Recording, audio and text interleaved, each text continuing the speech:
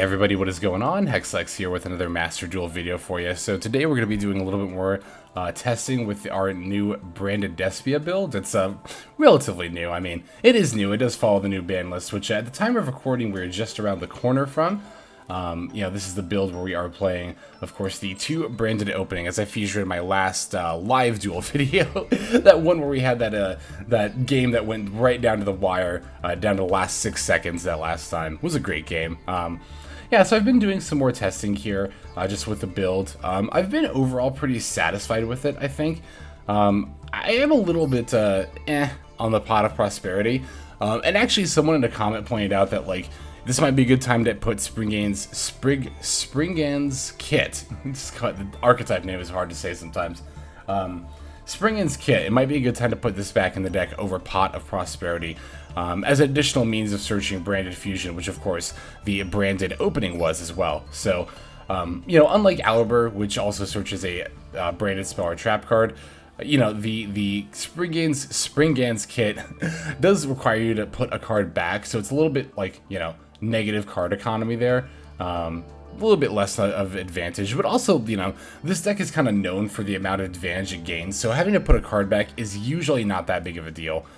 Which you would have to do kind of with branded opening anyway, right? You'd have to discard an additional card in addition to the card you'd have to discard with Lubellion in order to make your play. So in that regard, you're really not losing out on any more or less than you would by playing by playing the third branded opening anyway. So shout out to, I should have looked at your username before I started this video.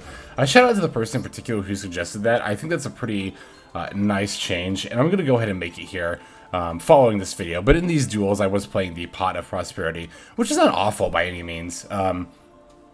Definitely not. But again, I would like a more streamlined way to get to specifically branded fusion as opposed to just like generically searching more cards, because like, yeah, we can banish 3 with this extra deck, but it's not like the most feasible thing to do all the time. And it's we definitely can't banish 6, so we're never really going to get the full use of Prosperity here. I think I'm going to try subbing this out for a Springane's Kit here in the near future and testing that out. But like I said, I just want to go ahead and show off some more duels here with our current build, the current iteration here. I've really been liking in particular the Dramaturge of Despia. Putting this card in the deck feels right. It makes a lot of sense, and it makes ending the game a lot of the time a lot easier too. I kind of noticed that when I was playing branded Despia here in the past. Sometimes it could be hard, not always difficult, but occasionally it could be a little difficult to actually put 8,000 damage on the board to end the game. Usually in those positions you would be far enough ahead that you were going to win the game anyway, but of course, we would much prefer to just end the game as quickly as possible. So having an extra 3,000 attack beat stick on the board definitely aids in that by a lot.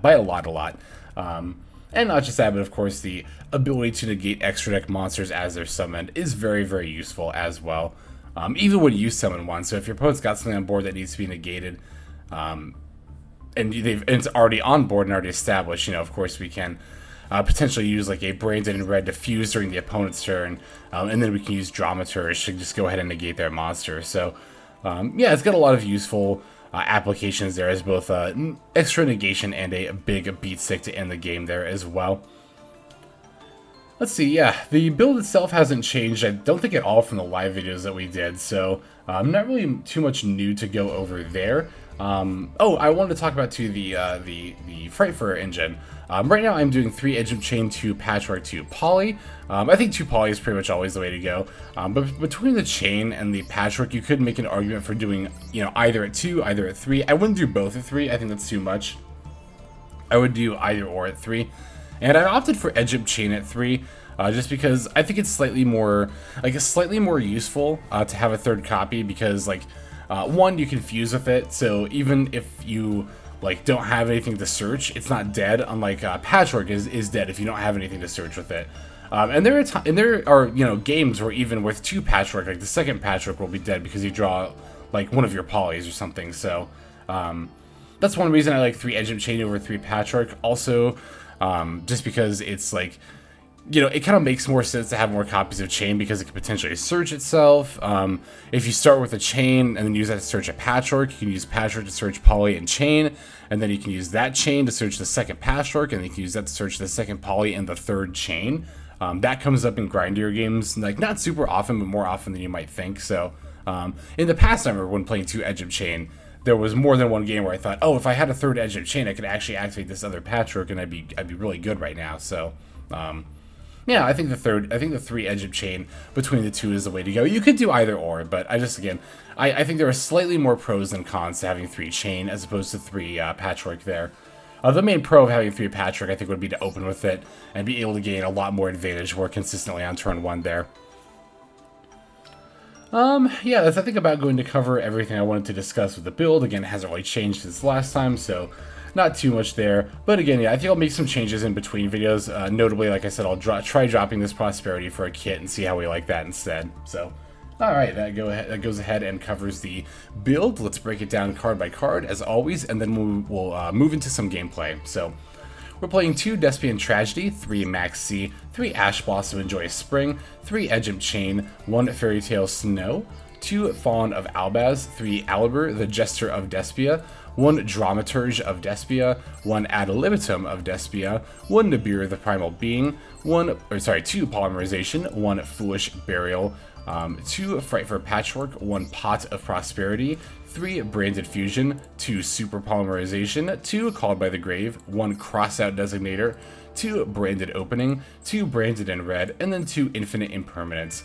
Extra deck is going to have 1 Starving Venom Fusion Dragon, 1 Predaplant Dragostepelia, 1 Titanklad the Ash Dragon, 2 Albion the Branded Dragon, 1 Despian Quaretits, 2 Masquerade the Blazing Dragon, 2 Mirrorjade the Iceblade Dragon, 2 Lubellion the Searing Dragon, 2 Guardian Chimera, and then finally 1 Despian Proskenion.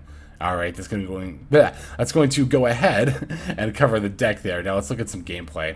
Alright, so our first duel here is going to be against Subterror Control, which, I don't know, it's not like the most popular control slash floodgate slash stun deck, whatever you want to call it, but it's a decently popular one. The idea basically is that they're going to flip up Subterror Guru up and down, mainly to search their Subterror Fiendus, which is an Omni-Negate hand trap. In addition to all of their back rows, is going to make their board's fairly scary there. So, yeah, we opened a not so great going first hand here. This would have been a phenomenal going second hand. Oh my god, the Imperm, the Sea, and the Ash Blossom. Well, it wouldn't have actually been that phenomenal against this deck in particular, but against most decks this would have been a great going second hand. But we're not playing against most decks, and we're going first. So I'm just going to drop the Imperm and the Call by and then just pass here. Yeah, even though we didn't really get any, plays, I still am not super duper concerned because we have so much disruption right here that I don't think it's going to be too terribly likely that the opponent's going to get to do what they want to do. So as soon as the opponent drops a Pot of Extravagance, I'm immediately wary. I'm like, okay, this has got to be some kind of like stun deck, right? Because they're going to end up banishing 6 cards face down, which means they don't care about their extra deck, which means they likely don't need their extra deck. So right now I'm thinking, okay, it could be Flaundereeze, could be Eldritch, could be potentially something like Altergeist, or just another, like, again, I'm expecting a Floodgate slash stun deck. There's not really many other decks that can run Extravagance, and denying them the Extravagance with the Ash Blossom, I think is actually very, very important. There are decks like Eldritch where, like, yeah, the Ash could have a potential better target, but in general, more so than I think just about any other deck, Control slash Floodgate slash stun decks really care about card advantage, right? Because obviously the more cards they have, the more back row they can set, and the more resources they can fall back on. Because those decks don't combo and do that to gain more cards or gain like a very solid board state, again, they're just going to be very reliant on card advantage and card draw in general in order to get ahead. So Ash Blossoming the Pot of Extravagance there, I think is definitely the right call pretty much whenever you see it come down. Even if you suspect you might be playing against like Eldritch and that you might have a better target, I think even there, it's still probably the best thing to Ash Blossom when possible is the Extravagance. And as we see here, the opponent only set 1 face down card before passing, which is so ideal. I love to see this particular set, like this opening from the opponent, right? And against a stun deck where they Extravagance, we Ash it, it's negated, they set like 1, maybe 2 back rows that pass. That's ideal. That means they don't have a lot to work with, obviously. And more importantly, it also means that what they have to work with is less likely to be super duper threatening to us. In that, not only by being one isolated card is it not as scary, but in addition to that, we have more of an opportunity, or we're more likely to be able to out that one card and then make plays here. Now, in this case, that one card is Solemn Judgment to stop the some of the Aluber here, which is annoying. But we also have a Branded in red in hand, so I'm not really feeling super concerned about it. I'll even go ahead and set it here just to maybe you know, bait out like a disruption against it. But no such luck here. Opponent's just going to have a couple of back rows, well, rather a back row to face down monster and then pass. I did also want to set it in order to avoid a potential back row messing it up. You know, I couldn't think of one off the top of my head that Subterror would probably play that banishes a monster from the graveyard, but I know they do have that one trap card that's got like 4 different effects. I couldn't remember if that was one of the effects, so it's like, you know, better safe than sorry, right? We'll just go ahead and flip up the Branded in red during the end phase here. Yeah, there is maybe a world where we draw something and potentially use it to fuse during our turn, but I don't think that's super likely, and I'd just rather not take the risk here. I'll just go ahead and get the Aluber back while I know I can for our plays on the next turn there. Alright, we actually drew into a Branded Fusion, which is a very nice draw, because I suspect they'll probably have something for this Aluber. And they did. They had the Ash Blossom, which, I've talked about this before, but you should not be Ash Blossoming the Aluber Search if you're playing against Branded Despia, for literally this exact reason here. This is exactly the scenario where you would want to wait for a Branded Fusion. Because, like, I've got the Branded Fusion. I very much normal summon this Aluber in order to bait out a response, and they played the Ash Blossom. So, like, yeah, they've negated my Aluber, but now I can just drop the Branded Fusion. And, like, really, like, Branded Opening would have been good here. Branded in red would have been good here. I could have drawn either of those cards, but they would have been good searches. Now, granted, I did also have the Call by here, but I did want to save it for a potential follow-up hand trap like this Maxx that we end up getting hit with as well. I was actually more thinking about Effect Veiler. You know, getting hit with that on the Lubellion, but, you know, we'll definitely hit this Maxx as well. We're not going to be able to use the one in our hand during our opponent's next turn, but given the type of deck our opponent's playing and the board state, I'm not concerned about that at all. I can just pitch this Maxx for the... I was planning on pitching the Maxx for the Lubellion anyway, so it's no skin off my bones, but... yeah, again, you might have also been thinking there, like, why didn't you just call by the Ash Blossom? And again, I wanted to let that resolve. Like, the game kind of got ahead of the point I was going to get to, which was that... you know, it wasn't necessary, and I wanted to save it for a point where it might become necessary. But since we had the Branded Fusion in hand, and both the Branded in red and Branded Opening were not going to be super great there, I ultimately just decided that it was better to let the Ash Blossom resolve, which ended up being the right call, as we're then able to fairly easily go into lethal, given that our opponent Solemn Judgmented on the last turn there. So, yeah, pretty solid game against the control deck where we didn't have, you know, the nuts opening hand. We kind of had to play through our opponent's back. Our opponent didn't have like too great of a hand either, but, you know, still kind of playing through the opponent's back row, feeling out what they have. Even if they don't have much, is definitely important to do to make sure that you know you're making safe plays there. Oops, sorry, I bumped the desk. But all right, let's go ahead and move on to the next game. All right, this next duel is going to be against a 60-card Flaundereeze deck, which might be a first. I don't know that I've seen that before, but I guess some people really just want to watch the world burn. What can I say? Alright, so we're going to be going second here. We did open a Maxx and an Imperm, which is nice, of course, going against Flaundereeze. The Maxx isn't going to be doing too much, and, like... yeah, we do have the Imperm, though. But, of course, you know, despite playing 60 cards, the Flaundereeze opponent opened Rabina and the Advent of Adventure. This is fine. This is totally fine. I'm not upset at all. No, I'm actually really not upset about it, honestly. I kind of don't think... it's definitely a lot easier said than done, I think, in some scenarios, but it's really not worth getting upset over stuff like that. Even mid-game. Like, it can be frustrating, don't get me wrong. I do think it's a very valid emotion, but at the same time, we can't let it cause us to tilt, right? Tilt, for those who are unfamiliar, I believe is a poker term, where, you know, you're letting what is happening in the game and how you're reacting to it affect your gameplay then. And, you know, because there are people out there who would have, like, snap conceded when the opponent opened Rabina plus Advent of Adventure in a 60-card deck. But look at this, actually. You know, the opponent didn't actually even end up having a follow-up here. Weirdly enough, they had the normal summon, did they not? No, wait, they didn't actually. No, wait, they did because of the Eaglin. Oh, no, it's because they summoned, oh, it's because they summoned the Robina. I was trying to figure out how they messed up here. Yeah, because they normal summoned the Robina, and they already had used the effect, they didn't get the extra normal summon. So, like, you know, beyond, hey, you might be able to play through your opponent's board, your opponent might also screw up. Like, like they did kind of throw away their really good opening here. So, we definitely take those. We absolutely take those. I'm going to start with the branded opening here. Poe doesn't have a response. I'll go and throw out the Maxx. I thought about throwing out the Fairy Tale Snow, but of course the Maxx isn't going to be used at all during this matchup, and we could potentially do something with the Snow and the Polymerization in our hand. I'm thinking maybe we could fuse for an Albion, potentially, and potentially even just go for lethal this turn. But so yeah, then I'll go ahead and throw it out for the Lubellion here, of course, because you know, I don't want to be pitching the Crossout or the Poly. Speaking of Crossout, I will cross out this Call by the Grave. I did really debate saving it because this technically was not necessary to do. I know I just talked about in that last game how, like, you want to think about whether it's necessary to respond to a disruption or not.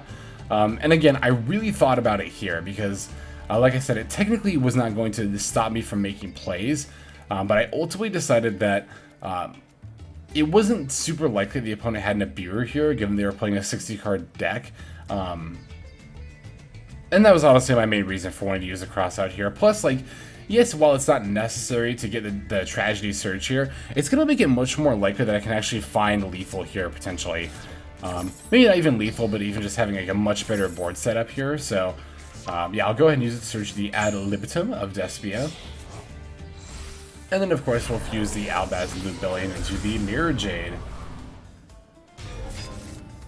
Alright, now from here, I'm going to go ahead and banish the Albion to get rid of the Robina. I'm clearing off the opponent's monsters, not, you know, not because I'm, like, intimidated by them or anything, but, you know, just to see if I can get lethal here. So, yeah, I'll go ahead and use the Poly to summon the Guardian Chimera.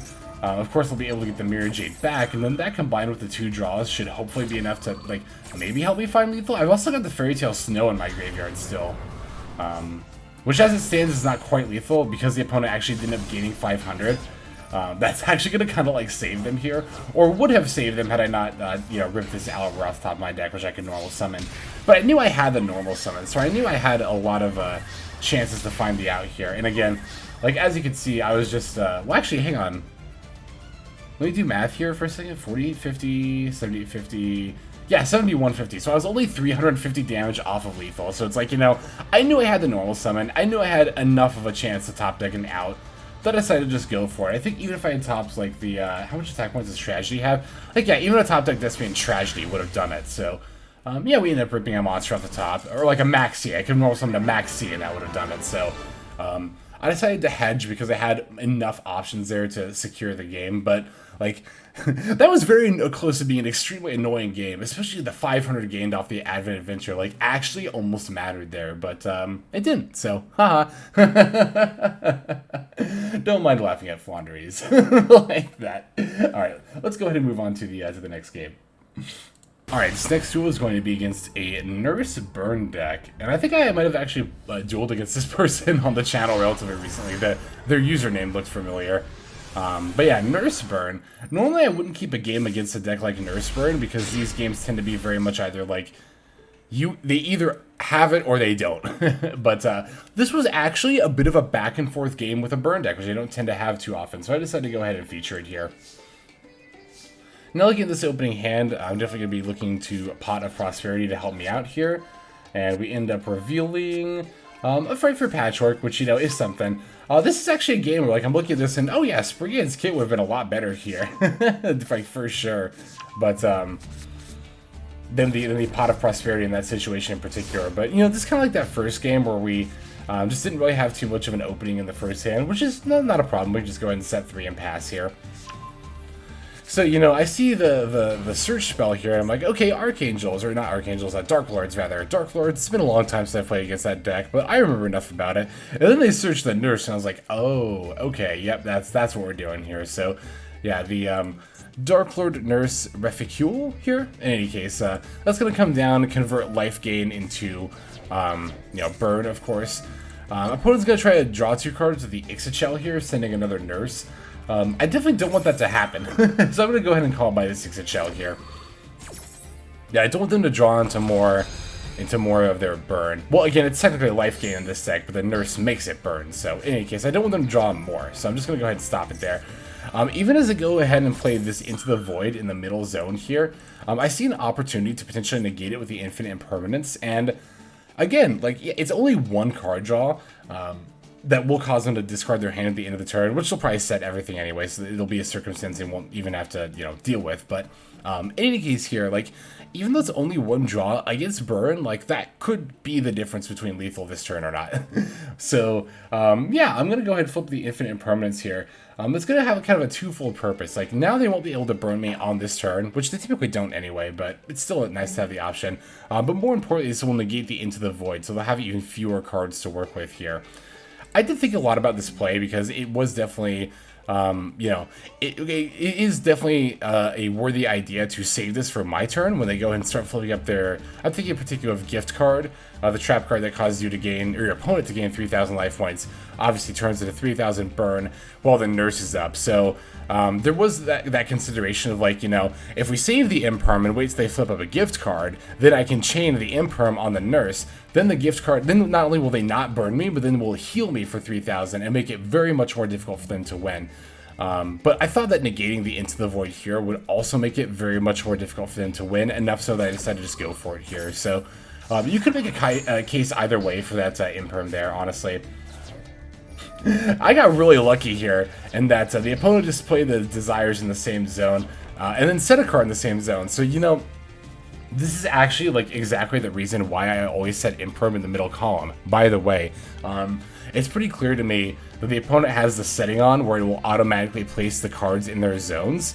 They might be playing on console, they might just be looking to expedite the gaming process, I don't know. But in any case, yeah, it's not, like, super likely that you'll run into somebody who's got that setting on, but it's not uncommon, as the opponent showed here. So that's why I always set Imperm in the middle column, because it's just by nature of that, the column that spell and trap cards tend to be most often played in. And yeah, we managed to get not only the Into the Void, but also the Desires here, so I'm very, very satisfied with that.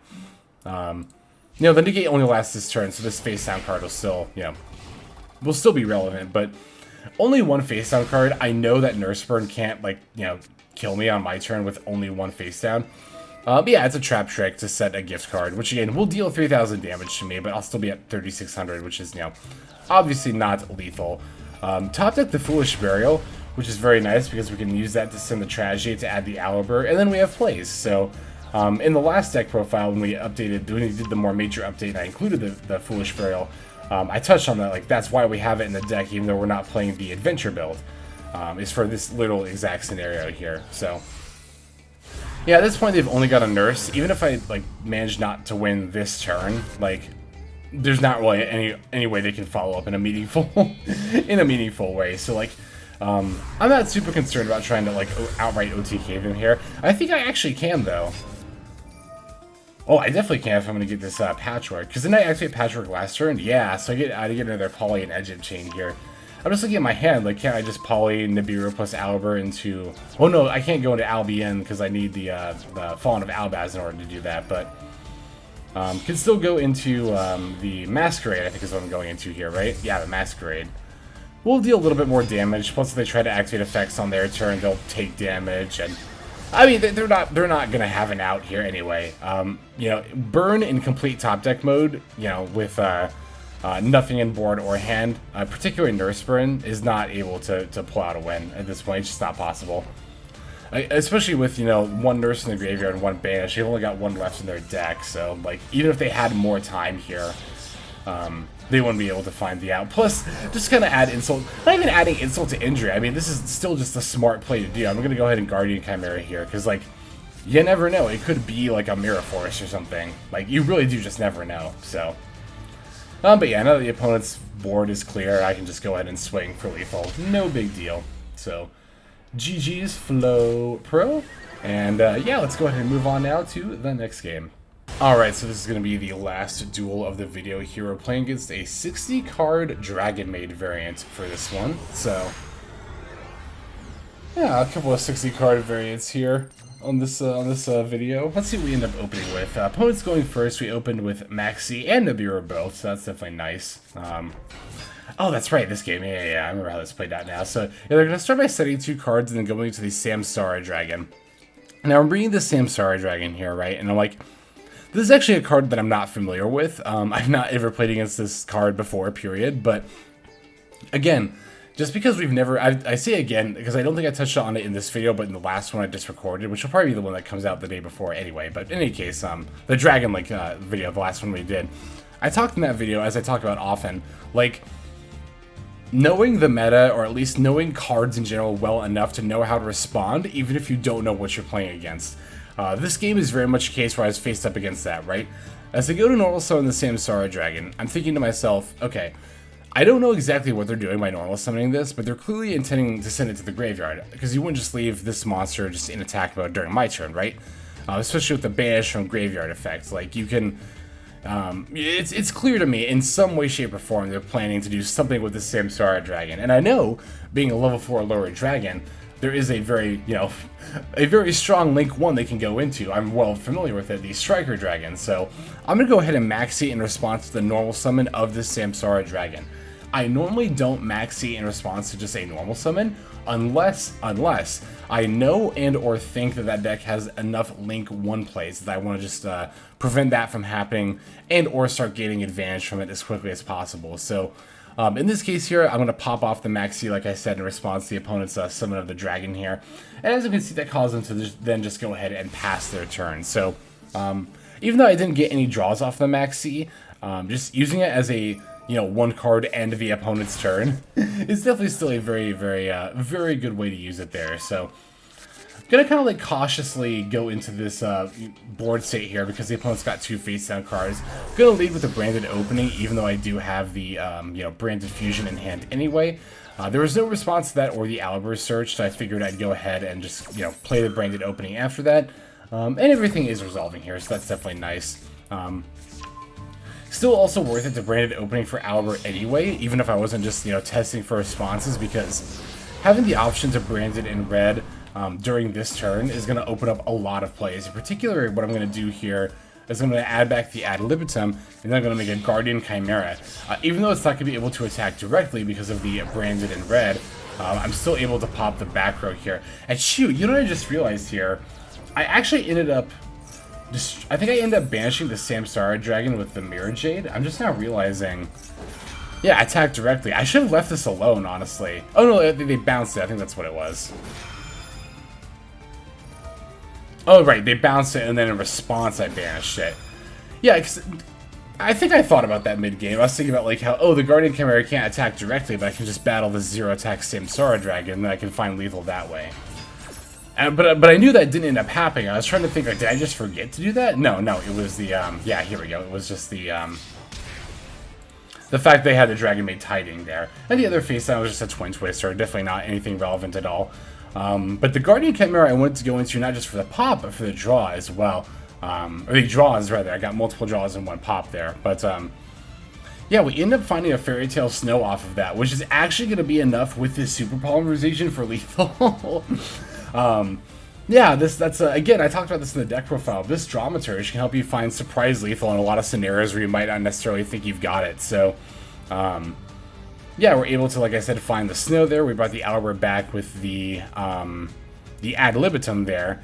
And, yeah, even though the Guardian Chimera can't attack directly, we can attack with the Aluber. Follow it up with the snow, and then the Dramaturge. That's going to leave them at, yeah, just 1350. So, that's an easy Super Poly. Pitch the last card in our hand. Make a Masquerade and swing for lethal. Oh, sorry, my sound cut out there for a second. I thought something was wrong with my computer, but it just just cut out for a moment there. But all right, beautiful. That is going to be a very easy lethal there against this deck here, against this opponent. So let's gonna go ahead and do it for the gameplay for this one. Let's move now to the outro. Alright everybody, thank you for watching all the way to the very end of the video like this. I greatly appreciate that. Not only personally, it means a lot to me that you stuck around for the whole thing, but it's also a good way to support the channel. Similarly, commenting and subscribing, great ways to support the channel. That also mean a lot to me. If you've got any suggestions for the build, definitely do let me know. I'm always open to those, as well as gameplay tips as well. But yeah, one change to the build, like I said, I'm actually going to go ahead and make it now just so I like remember to and don't forget later. I'm going to take this Prosperity out, and I'm going to be trying a Spring Ains kit over that. We'll go ahead and just do that moving forward. And then, yeah, there might be other changes in the next deck profile update, which will probably be at the start of the season, the next season here. Yeah, we'll just kind of take it from there. I'll let you know what the testing has yielded, how I like kit, and some potential other changes, and what I think of the future of the deck is moving forward into the next season. But for now, this is all the time I've got, so without further ado, this is Hexlex.